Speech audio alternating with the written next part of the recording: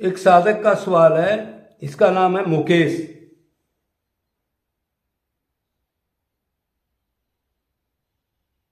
तो उसने बताया कि भक्ति का निचोड़, एक कोई निचोड़ बताओ, क्या है सार इसका, भक्ति किसे कहते हैं, पूर्ण भक्ति के लिए लास्ट में क्या करना पड़ता है।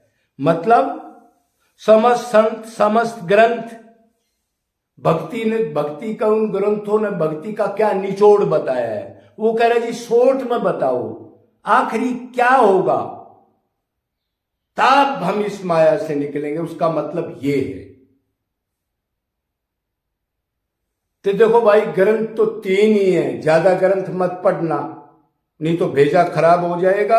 आजकल जगह जगह के वो बन रहे अपनी मर्जी से, विश्व गुरु, कलयुग का अवतार,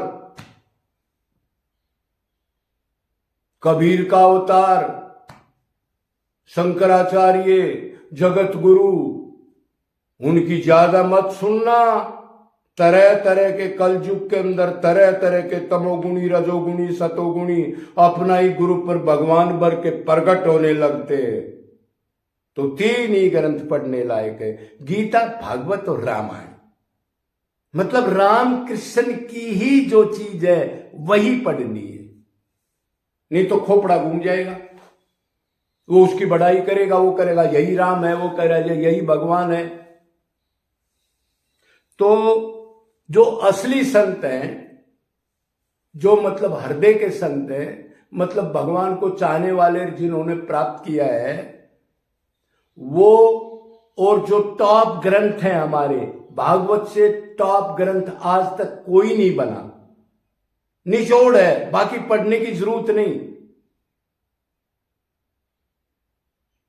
लेकिन उसके साथ एक तत्व ज्ञान भी चाहिए। वो तो मान लो आपने पढ़ ली, और एक प्रैक्टिकल टीचर भी चाहिए जो क्षोत्रिय हो और ब्रह्मनिष्ठ हो।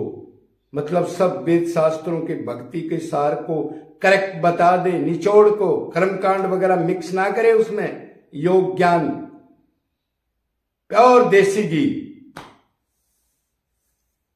और उसने भगवान को प्राप्त किया हो, रो धो के भगवान से प्यार करके अब भगवान का बन गया हो, ऐसा गुरु भी चाहिए। तो उन्होंने सभी ने एक ही चीज बताई है, असत को हटा दो और सत को सत में लगा दो। जो असत को मान रखा है, उसको वजूद उसका है नहीं असत का, लेकिन मान लिया अंदर गलती से, अनादिकाल से। पंडा किसको कहते हैं? पंडा से पंडित बना है। पंडित वही है जो सत्य असत को अलग जान ले, बिल्कुल अंदर, और मान भी ले। जान के ये नहीं थूरी का खोपड़ा करके दुनिया को लेक्चर दे और खूब काम करो दिलीप तो अहंकार में, प्रैक्टिकल करे बगैर तो खाली ज्ञान का अहंकार होकर के नरक चला जाएगा। तर्क वितर्क करेगा और ऊपर से बनावटी बात करेगा और अंदर विषयों का भोगी रहेगा। सत्य असत को जो पहचानता हो, मतलब यह है सब ग्रंथों में असली संतों ने एक ही कहा है, मन को उधर से हटा दो और भगवान श्री कृष्ण राम में अनन्य निरंतर निष्काम गुरु के नीचे रह करके, और गुरु क्षोत्रिय ब्रह्मनिष्ठ हो, बाजी लगा दो जो कहता है 100% दुनिया से दूरी बना करके। यही कहते हैं, यही लिखा है असली वेदों में। अब भगवान से बिछड़े हो, इस मन को इधर से हटा दो और मन को उसमें लगा दो, बस आपके दुख दूर हो जाएंगे, पाप दूर हो जाएंगे, सदा के लिए असली घर पहुंच जाएंगे। फिर ये गोबर कूड़े का शरीर नहीं मिलेगा जिसका सारा पेट ढीला रहता है, बुखार जुकाम खांसी बुढ़ापा, ये रोग वो रोग। फिर दिब्बे मिलेगा, क्यों? तुम दिब्बे के अंश हो, गलती से शरीर मान के जूते चप्पल खा रहे हो। भक्ति का लास्ट निचोड़ यही है।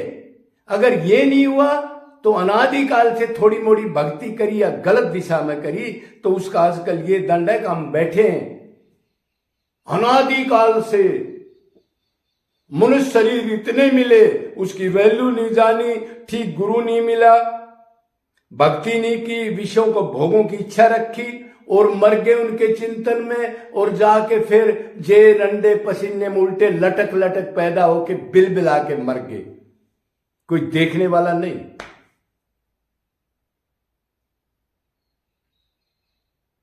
एक ही सार है, मन को हटाना है। शरीर का कीर्तन, शरीर की परिक्रमा, शरीर की एकादशी 0/100। ये जो लेक्चर दे रहे हैं बड़े बड़े संत, अब घर में रह के भाव को भाव राधा राधा कृष्ण कृष्ण जपो, कुछ नहीं होगा। आदत गलत और पड़ जाएगी, उसका अभ्यास हो जाएगा राधा राधा का, और छल कपट काम क्रोध लोभ में लिप्त रहोगे। ऐसा भी अभ्यास हो जाता आदमी को, और वही रम जाती है, फिर वो भगवान की तरफ चलेगा ही नहीं। तो मन को हटाना है। मन हटेगा भक्ति से। भक्ति का क्या परिभाषा है, किसे कहते हैं? मन को लगाना, मन को बार बार हटा के संसार में लगाना।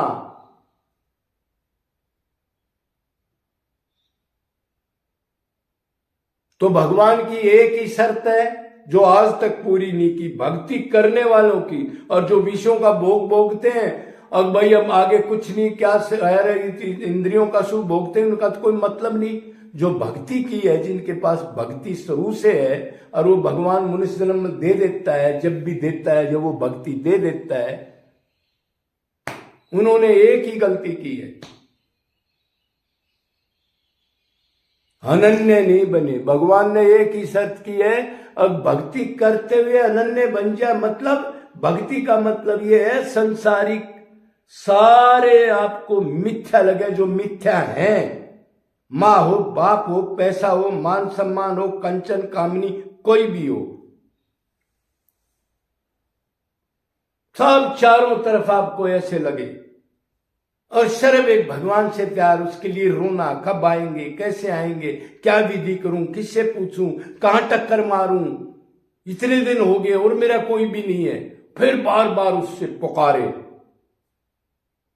और रो के पुकारे, खाली खोपड़े से ना पुकारे। जैसे बड़े बड़े कीर्तनों की मंडली गांव में घूम रही है और नाचते हैं राधे राधे कृष्ण का नाम लेके, वो नहीं, रो के पुकारे और संसार से बचे, विषय लोगों का संग ना करे, ना उल्टा कर देंगे। ऐसे करते हुए जो रो के नित्य निरंतर उसको पुकारता है, अपने को आत्मा समझ के, तो वो शरणागति उसकी हो जाएगी। वो अनन्य, मतलब सब धर्मों का परित्याग हो जाएगा। उससे प्यार करेंगे तो अपने आप, माँ का, बाप का, पिता का, हम शरीर ही नहीं है तो फिर अपने आप ही त्याग हो गया, ज्ञान हो जाएगा। हम तो आत्मा है, भगवान के अंश, और उससे बिछड़े हैं। अब की बार उसको प्राप्ति करेंगे। प्राप्त करने का एक तरीका है गिड़गिड़ा करके निरंतर पुकारना। तो यही निचोड़ है बस। समस्त संत जो रसिक संत हैं और जो टॉप ग्रंथ है अपने 2-3, वो यही बताते हैं, और वेदों में भी यही है, आप कृष्ण से, राम से अनन्य मन से प्रेम निरंतर कर लो, बस कुछ नहीं करना। फिर क्यों? अब करना धरना तो जब था ना, जब तक पेंडिंग में चीज थी। अब ये काम कर लोगे निरंतर तो मिल जाएगा। आनंद की तलाश में तो घूम रहे थे, फिर नहीं करना एक बार मिलने के बाद। लेकिन इसके लिए तन मन धन सब कुछ खोना पड़ेगा, बर्बाद होना पड़ता है। सबरी हुई, मीरा हुई, कोई तुकाराम हुआ,